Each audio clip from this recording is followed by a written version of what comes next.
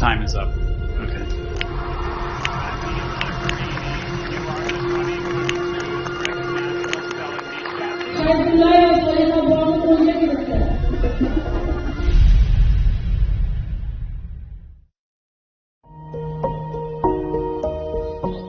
Solixabonu Shaydullayeva kadastrchi Azamat Xolboyevning to'ng'ich qizi.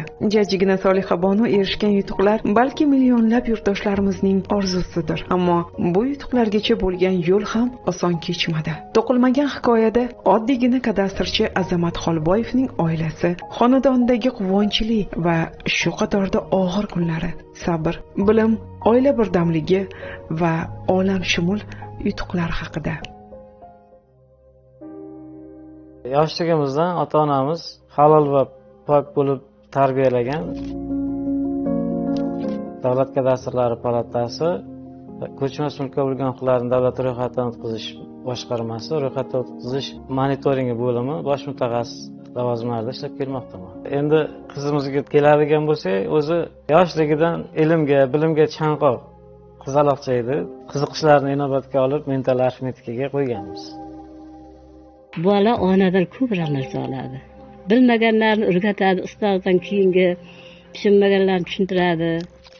Kitob doimiy hamrohi bo'lgan Solixabonu oddiygina oilada katta bo'lgan bo'lsa-da, orzulari olam qadar yuksak edi. Kechki payt endi uyga kelsam, o'sha paytda adashmasam 5 yosh edi, mental arifmetikaga endi borgan paytlari xonasini chirog'i yoqilgan. Kelib, "Uxlamadingmi qizim?" desam, "Yo'q, dadajon, dars qilib o'tiribman." "Bo'ldi, uxla qizim, ertaga qilsang bo'ladi" deganimda, birdan yig'lab, "Dadajon, men sizga katta yo'l qilmoqchiman" degan gaplari men o'zim uchun ham katta motivatsiya bo'lgan.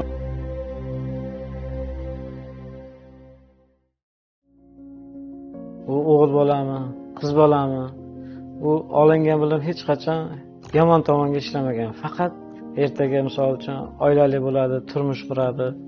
Hech bo'lmaganda o'sha bolasini to'g'ri tarbiyalashga xizmat qilsa, eng katta yutug'imiz o'sha deb o'ylayman. 2025-yil yanvar oyida Malayziyaning Kuala Lumpur shahrida bo'lgan Siamon xalqaro matematika olimpiadasida faxrli 2-o'rin qo'lga kiritdi. Bu menimcha ota-ona uchun eng katta yutug'imiz bo'lgan. To'g'risini aytsam, 3 kun o'tib kelmagan. Qattiq tayyorlandik. Shunga yarasha natija ham yaxshi bo'ldi.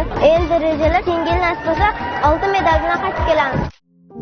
Va nihoyat qizaloq Turkiyaning Antalya shahrida o'tkaziladigan xalqaro matematika bo'yicha TIMO 2025 olimpiadasida ishtirok etish yo'llanmasini qo'lga kiritdi.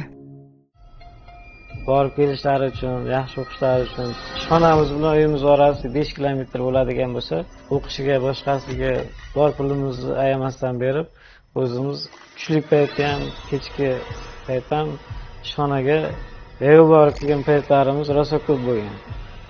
O'sha damlar ham quvonchli, ham chorasizlikdan, farzandi o'kinchidan siqilgan ota-onaning xotirjamligi yo'qolgandi. Hamma imkoniyatlarni ishga solganmiz, lekin ishga solgan imkoniyatimiz ham yetarli bo'lmagan. Oxiri shu xulosaga kelganmizki, shu uy farzandimizdan muhim emas. Farzandimizdan muhim emas. U qanchalik oltinga teng bo'lsa ham, u farzandimizdan muhim emas. Farzandini orzusini amalga oshirish, tanlovda ishtirokini ta'minlash uchun ketadigan xarajatlarni qoplash maqsadida Azamat ilojsizlikdan qing'ir yo'lni tanlashi mumkin edi. Ammo tarbiya va e'tiqodi bunga yo'l qo'ymadi. Ayoli Nafisa bilan kelishgan holda hatto uyni sotishga qaror qilishadi.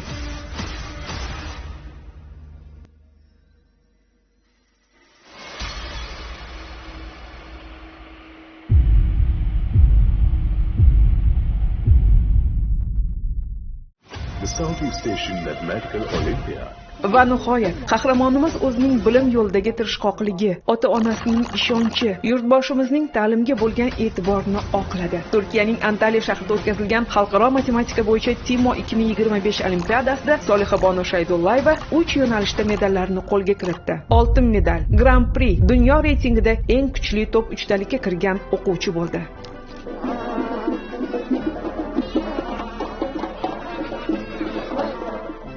Hech qachon harakat qilishdan to'xtab qolmaslik kerak.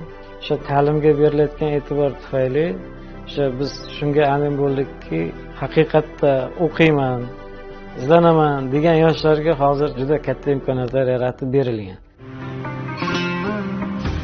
Solihabonu kadastrchimiz Azamat Xolboyevning to'ng'ich qizi. U endigina 11 yoshda. Bu hozircha yutuqlarning debochasi.